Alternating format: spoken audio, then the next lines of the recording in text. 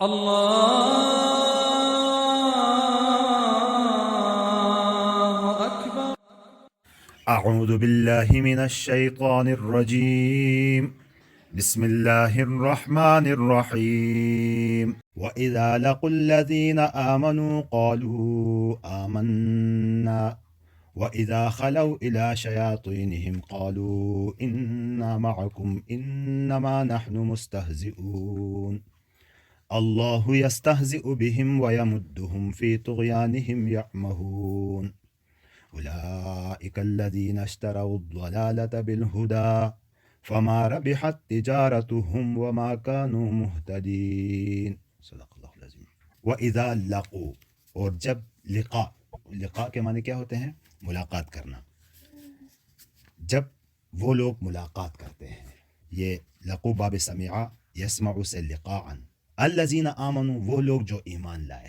قالوا آمنا، تو وہ کہتے ہیں کہ ہم ایمان لے آئے ہیں. وَإِذَا لَقُوا الَّذِينَ آمَنُوا قَالُوا آمَنَّا، جب یہ ملتے ہیں ان لوگوں سے جو ایمان لائے ہیں تو کہتے ہیں کہ ہم ایمان لے آئے ہیں، ہم بھی مومن ہیں. وَإِذَا خَلَوْا إِلَىٰ شَيَاطِينِهِمْ، جب وہ لوگ تنہائی میں اپنے شریروں سے ملتے ہیں، شریر سرداروں سے ملتے ہیں، یا یوں کہیں کہ جب وہ لوگ تنہائی میں اپنے شریر سرداروں کے پاس جاتے ہیں. خلا یخلو باب نصرہ سے، اس کا مصدر خلوتن، تنہائی میں ملاقات کرنے کو کہتے ہیں. خلوت، جلوت اس کے مقابلے میں آتی ہے. اور خلوٌ اور خلاء یہ اس کے مصادر آتے ہیں. شیاطین، شیطان جس کا واحد شیطان ہے، معنی سرکش اور نافرمان. یہاں سے مراد کیا ہے؟ شریر سردار مراد ہے. دیکھو شیطان کے اگر آپ لفظی تحقیق کریں گے، شطن کے معنی تبعد، دور ہونا.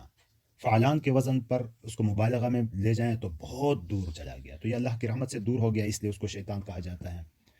اور اسی طرح اگر شات یشوت سے اگر لے لیں اس کو نصرہ ینصر سے، تو اس کا مطلب ہوتا ہے کہ کوئی دل کے اندر جلے کسی سے، یا بغض سے یا حسد کی وجہ سے دل کے اندر جلنا.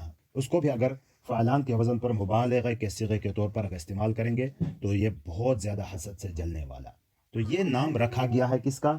یہ نام رکھا گیا ہے ابلیس کا، جس کو ابلیس ہم کہتے ہیں. اور اس سے پہلے اس کا نام عزازیل تھا نا، عزازیل اس کا نام تھا، بعد میں ابلیس سے نام اس کا پڑ گیا. اور قرآن میں اس کو شیطان کے نام سے بھی یاد کیا جاتا ہے کیونکہ بہت زیادہ سرکش ہے. تو یہ شیطان کی بحث سمجھ آ گئی. تو چونکہ ابلیسی کو شیطان کہا جاتا ہے، صرف ابلیس ہی نہیں بلکہ اس کے پیروکار جنات جتنے بھی ہیں وہ بھی شیاطین کہلاتے ہیں، اور انسانوں میں بھی اس کے پیروکار جتنے بھی ہیں، اس کی طرح کے کام کرنے والے، ان کو بھی شیطان کہا جاتا ہے. تو یوں یہاں مراد کون ہوں گے؟ وہ سرداران جو ان لوگوں کے تھے.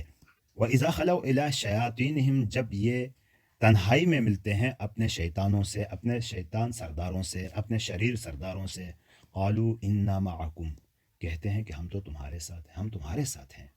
انما نحن مستہزئون، انما نحن تاکہ کہ ہم تو مذاق کر رہے ہیں. استہزاء سے باب استفعال سے، باب استفعال سے کیوں نا مذاق کرنا. اللہ جواب میں فرماتے ہیں کہ اللہ یستہزئ بہم، اللہ ان کے ساتھ مذاق کرتا ہے. حقیقت میں اللہ ان کے ساتھ مذاق کرتا ہے. ویمدہم، مد یمد، ویمدہم، اور ان کو مد یمد کے معنی کھینچنے کے آتے ہیں، اور یہاں مراد کیا ہے؟ ڈھیل دینا، ان کو وقت دے دینا. وَيَمُدُّهُمْ فِي طُغْيَانِهِمْ، اللہ تعالیٰ ان کو ان کی سرکشی میں مہلت دے رہے ہیں، اللہ تعالیٰ ان کو ان کی سرکشی میں ڈھیل دے رہے ہیں.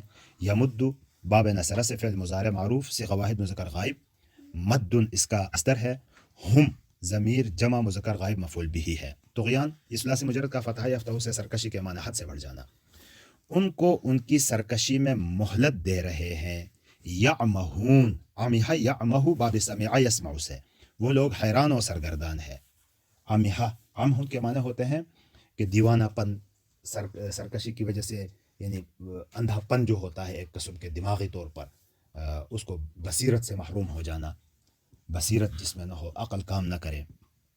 اولئک الذین اشتروا الضلالۃ، یہ وہ لوگ ہیں جنہوں نے اشتراء کے معنی خریدنا، الضلالۃ گمراہی، بالہدیٰ ہدایت کے مقابلے میں. یہ لوگ ہیں ان لوگوں نے ہدایت کے بدلے میں گمراہی خرید لی. اشتراء کے حقیقی معنی کیا ہوا یہاں؟ خریدنے کا. فما ربحت تجارتہم، تو ان کی تجارت نفع بخش نہیں ہوئی، وما کانوا مہتدین، اور نہ وہ راہ پانے والوں میں سے ہو گئے۔ اہتداء سے مہتد، وما کانوا کی خبر ہے اس لیے مہتدین حالت جری میں ہے۔ اب دیکھیں اس کو، وَإِذَا لَقُوا الَّذِينَ آمَنُوا قَالُوا آمَنَّا، یہ ان منافقین کی دو رخی بتائی جا رہی ہے۔ ان کی دو رخی اس طرح کی ہے کہ یہ دو رخ قسم کے لوگ ہیں کہ جب اہل ایمان کے پاس آتے ہیں تو اپنے رذیل اور ذلیل مقاصد کی وجہ سے، دنیاوی اغراض و مقاصد کی وجہ سے ان کے سامنے کہتے ہیں کہ ہم تو مومن ہیں۔ وَإِذَا خَلَوْا إِلَىٰ شَيَاطِينِهِمْ، جب اپنے سرکش شیطانوں کے پاس چلے جاتے ہیں تو کہتے ہیں قَالُوا إِنَّا مَعَكُمْ، ہم تو تمہارے ساتھ ہیں۔ یعنی یہ ایسا ہوتا ہے کہ یہ لوگ جب جاتے ان کے پاس، یہ شیاطین سے مراد ان کے یہودیوں کے جو سرکش لوگ تھے، عبداللہ ابن ابی جیسے سردار تھے، وہ جب ان سے کبھی کبھار اعتراض کرتے کہ بھائی دیکھو تم لوگ بہت ہی زیادہ فرمان بردار ہونے لگے ہو اس نبی کے، ان مسلمانوں کی طرح ہونے لگے ہو، کیا بدل تو نہیں گئے ہو؟ تو وہ وہاں جا کے کہتے ہیں نہیں نہیں، ہم کہاں بدلے ہیں، ہم تو آپ کے ساتھ ہیں، ہم تو ان کے ساتھ مثلا ان کو بیوقوف بنا رہے ہیں، ہم ان کو بیوقوف بنا رہے ہیں مقاصد حاصل کرنے کے لیے۔ اور پھر یہ وہاں سے روڑی کرتے تھے، ان کی باتیں بھی ادھر ادھر لے آتے تھے، تو کہا ہم تو ان کو بیوقوف بنا رہے ہیں۔ تو اللہ رب العزت فرماتے ہیں اس کے بدلے میں کہ اللہ یستہزئ بہم، یہ کیا بیوقوف بنائیں گے، اللہ ان کو بیوقوف بنا رہا ہے۔ تو یہ نسبت اللہ کی طرف کرنا کہ اللہ بیوقوف بنا رہا ہے، تو اس برائی کی نسبت اللہ کی طرف تو نہیں ہوتی نا۔ تو یہ میں نے کل بھی آپ کو بتایا تھا کہ کلام میں مختلف صنعتیں ہوتی ہیں، ان میں سے ایک صنعت مشاکلت ہے۔ مشاکلت کا مطلب کیا ہوتا ہے کہ مخاطب جس انداز سے بات کر رہا ہے اسی انداز سے اس کو جواب دینا، اور اس کا مقصد وہی کام کرنا نہیں بلکہ سختی سے اس کے کام کو اس کی طرف پلٹنا ہے۔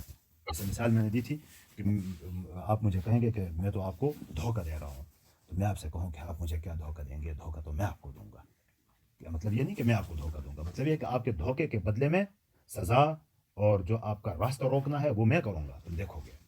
تو یہاں اسی طرح کا ایک صنعت ہے کہ اللہ یستہزئ بہم، یعنی کیا مطلب ہوا کہ تم جو دھوکے بازی کر رہے ہو، دھوکہ تو تم دے رہے ہو، کوشش کرتے ہو دھوکہ دینے کی، لیکن اس دھوکے کا انجام کیا میری طرف سے آئے گا تمہاری طرف، وہ تم دیکھو گے۔ پھر وہ کیا ہے، وَيَمُدُّهُمْ فِي طُغْيَانِهِمْ يَعْمَهُونَ، اور ان کو ڈھیل دے رہا ہے ان کی سرکشی میں، اور وہ اس سرکشی میں سرگردان ہے۔